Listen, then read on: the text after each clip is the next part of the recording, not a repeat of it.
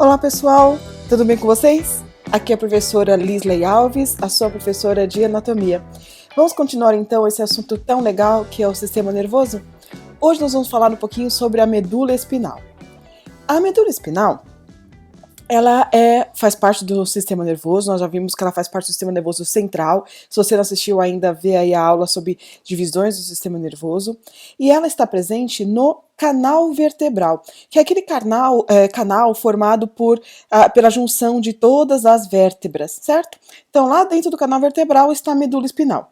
Ela vai desde o forame magno, lá em cima, né, no crânio, até a L2. L2 é como a gente chama a segunda vértebra lombar, certo? No adulto, ela tem em média 45 centímetros no adulto homem, né? Na mulher era um pouco menor, isso na média, ok? E a medula espinal, ela tem a função de levar estímulos do encéfalo para a periferia e vice-versa, da periferia para o encéfalo. Essa é a função da medula espinal, certo? Quando ela chega lá em L2, ela vai terminar em uma forma triangular chamada de cone medular, certo? A medula, ela tem um formato meio cilindroide, né? Ela não é totalmente redonda, certo? Ela é levemente achatada antero-posteriormente, certo? Então ela é cilindroide. E lá, quando ela termina, mesmo ela sendo cilindroide, lá esse final, ele forma assim, ó, um cone, tá? Chamado de cone medular. Desse cone medular, vai ter um filamento que vai prender, né? Esse filamento é de pia mater. Lembra lá das meninges da medula? Então, esse filamento é de pia mater que vai prender a medula lá no cóccix, certo? E aí, nessa região também, depois da L2, toda essa região final aí do canal vertebral vai ter várias raízes, né? Vários nervos, na verdade, formando o que a gente chama de cauda equina. Tudo bem? Então, a medula vai estar lá, né, no canal vertebral, vai de L2 até, do forame magno até L2, tá certo? E ela vai levar estímulos tanto da periferia para o encéfalo, quanto do encéfalo para a periferia.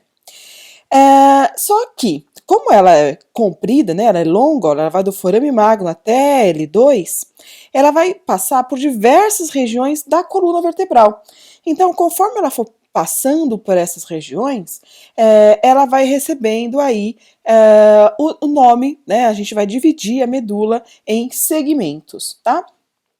Esses segmentos vão ser divididos em todas as regiões conforme a medula espinal, e nós temos, a medula vai gerar 31 pares de nervos espinais. Se você lembra lá da aula de sistema esquelético, nós temos 33 vértebras. Quantas cervicais eram, lembra? Pensa aí. 7 cervicais, certo? Só que aqui, olha, nos nervos espinais, nós só temos 31, então nós temos menos nervos espinais do que vértebras. E nas cervicais, nós temos 8 segmentos, né, 8 pares de nervos espinais, tá? No segmento cervical da coluna vertebral. Desculpem, no segmento cervical da medula espinal, certo? Então, na medula, nós temos 8 nervos espinais, formados no segmento cervical.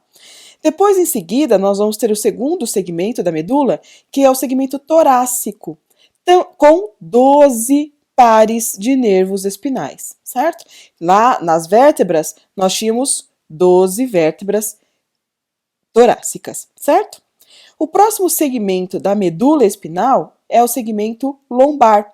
E o segmento lombar vai ter 5 pares de nervos espinais, certo? O mesmo número lá de vértebras lá da região lombar, certo? Depois, o próximo segmento da medula espinal vai ser o segmento sacral, onde nós teremos 5 pares de nervos espinais no segmento sacral da medula espinal, certo? E se vocês lembram lá do sistema esquelético, nós também tínhamos 5 vértebras sacrais, certo? E agora, sim, uma grande diferença. Nós teremos só no segmento, o último segmento da medula espinal é o segmento coxígeo, que vai ter apenas um par de nervos espinais, certo?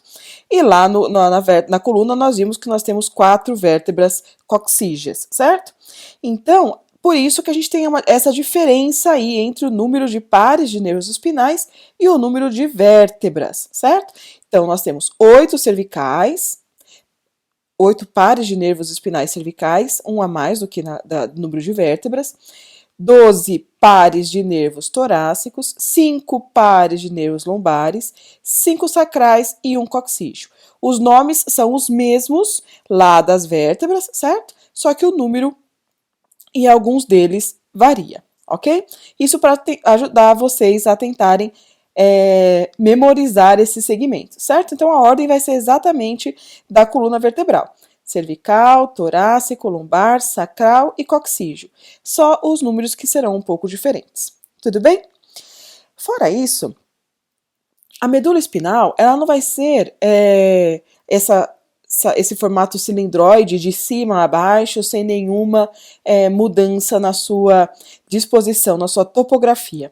Ela vai ter, em todo o seu percurso, duas intumescências, que a gente chama, que são 2 dilatações. Tá?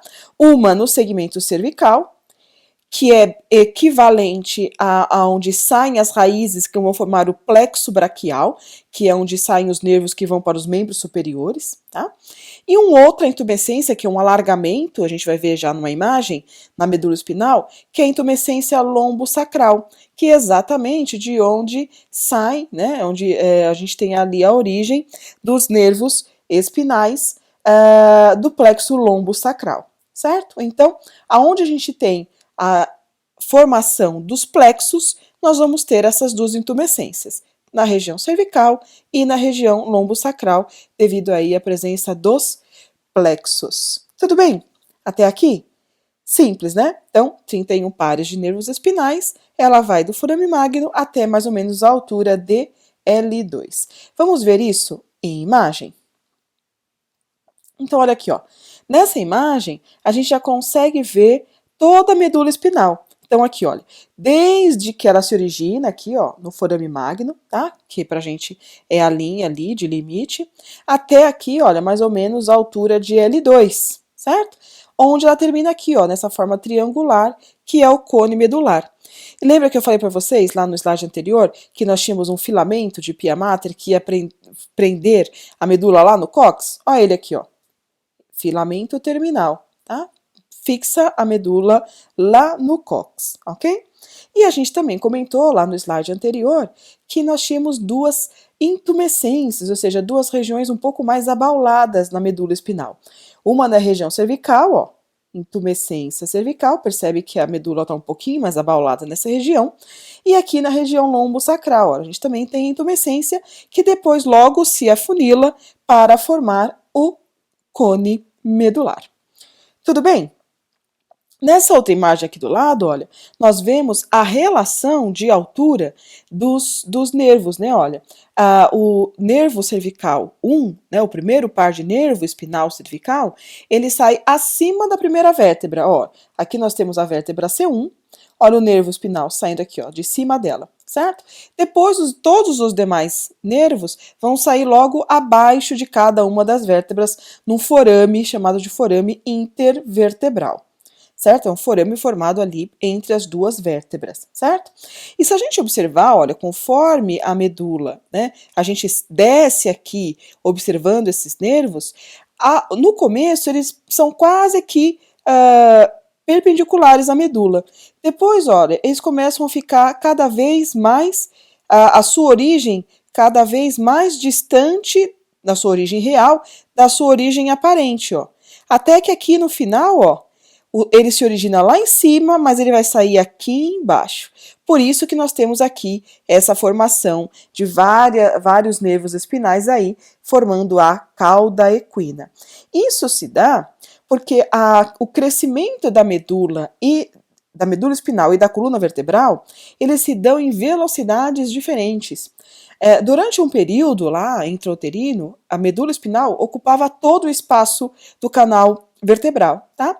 Depois, a medula ela para de se desenvolver com tanta rapidez, mas os ossos continuam se desenvolvendo com rapidez, tá? Então, existe aí uma discrepância na velocidade de crescimento entre os ossos e a medula espinal. Por isso que existe essa diferença aí entre a altura do segmento medular e a saída pelo forame intervertebral. Isso é bastante importante, principalmente do ponto de vista clínico, quando a gente está falando num acidentado. Uma pessoa que teve uma lesão, por exemplo, lá em T2, ela não necessariamente, ela teve uma lesão na vértebra T2. Ela não necessariamente vai ter lesão no segundo segmento torácico da medula. Muito pelo contrário. Geralmente a gente conta aí 2 segmentos, 2 números acima, vai ser mais ou menos lá por volta do segmento T4 da medula espinal, certo? Isso é importante para a parte clínica, tá? Quando a gente fala em lesado medular.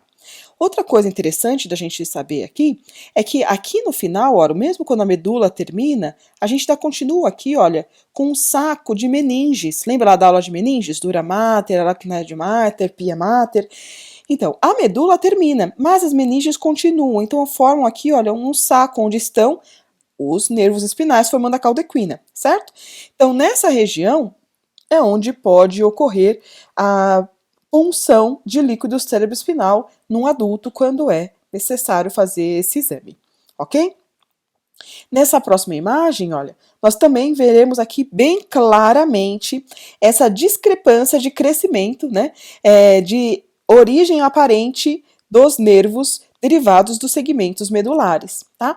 Então aqui, olha, na região cervical a gente vê, ó, um C1 passa por cima, C2 passa por baixo, e eles são quase aqui da mesma altura, tá vendo, olha?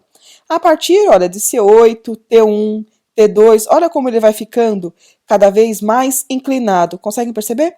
E a gente percebe que aqui, olha, na região sacral, olha, ele tem o surgimento aqui em cima e a sua origem aparente aqui embaixo, certo? Então, essa discrepância aí entre o crescimento da medula espinal e dos ossos. Tudo bem?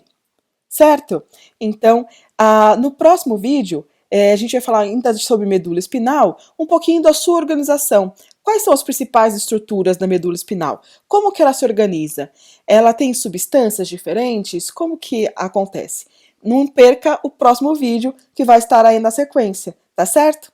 Muito obrigada pela sua companhia até aqui e até daqui a pouco, até o nosso próximo vídeo. Tchau!